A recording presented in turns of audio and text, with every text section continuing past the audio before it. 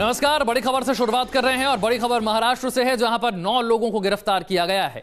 ATS ने ये 9 लोगों की गिरफ्तारी की है।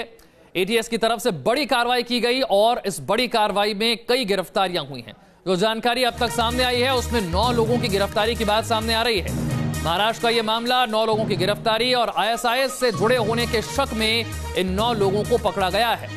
औरंगाबाद में, ठाणे में और मुंब्रा इलाके में छापेमारी की गई थी और इसी छापेमारी में यह गिरफ्तारी हुई। कल शाम से यहां पर छापेमारी जारी थी। संदिग्धों के पास से कई आपत्तिजनक दस्तावेज बरामद हुए हैं, कई मोबाइल और सिम कार्ड भी बरामद किए गए हैं और इन संदिग्धों पर आईएसआईएस आतंकी संगठन से जुड़े होने का शक जताया गया और इसी आधार पर इनकी गिरफ्तारी की गई।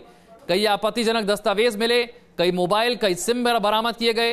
एटीएस कल शाम से यहां पर छापेमारी कर रही थी और उसके बाद यह गिरफ्तारी की गई। 9 लोगों की गिरफ्तारी अब तक की जा चुकी है और इन पर शक है आईएसआईएस से जुड़े होने का, आईएसआईएस की विचारधारा से प्रभावित होने का। ऐसे में क्या किसी साजिश को अंजाम दिया जा रहा था? इन लोगों की प्लानिंग क्या थी? इनके पास से जो दस्तावेज मिले हैं उनमें क्या जानकारियां थी? जो मोबाइल और सिम कार्ड बरामद किए गए हैं उसके जरिए कितनी महत्वपूर्ण जानकारियां सामने आ रही हैं, यह अभी सामने आना बाकी है। लेकिन इन लोगों की गिरफ्तारी जो हुई है वो आईएसआईएस आतंकी संगठन से जुड़े होने के शक में हुई है। महाराष्ट्र में अलग अलग जगहों पर छापेमारी की गई और इन अलग अलग जगहों पर छापेमारी के बाद कल शाम से यह छापेमारी जारी थी। अब 9 लोगों की गिरफ्तारी की बात सामने आ रही है। इससे पहले दिल्ली और यूपी के कई इलाकों में इसी तरह की छापेमारी हो चुकी है। आईएसआईएस से प्रभावित संगठन से जुड़े हुए कई लोगों की गिरफ्तारियां इससे पहले भी हो चुकी हैं। उनके पास से कई दस्तावेज बरामद किए गए थे, कुछ हथियार भी बरामद किए गए थे। इस बार जो जानकारी सामने आई है उसमें आपत्तिजनक दस्तावेजों की जानकारी है, कई मोबाइल और सिम कार्ड की जानकारी है। शैलेंद्र ज्यादा जानकारी के साथ हमारे संवाददाता हमारे साथ जुड़ रहे हैं। शैलेंद्र, किस आधार पर गिरफ्तारियां हुई हैं और गिरफ्तार किए गए लोगों के पास से क्या मिला है?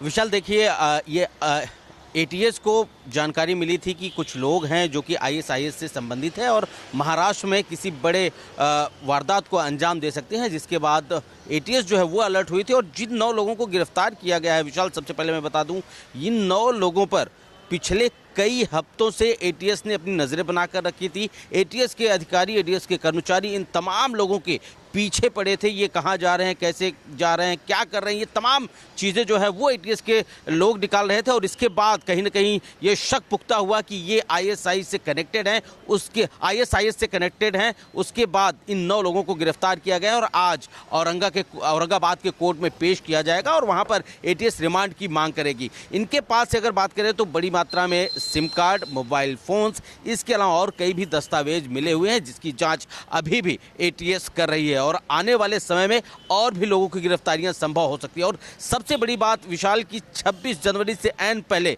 इतनी बड़ी कार्रवाई अपने आप में कहीं न कहीं बड़ी चौंकाने वाली है और जाहिर तौर पर इन लोगों को अलर्ट रहने की ज़रूरत जो है वो आन पड़ी है। जी।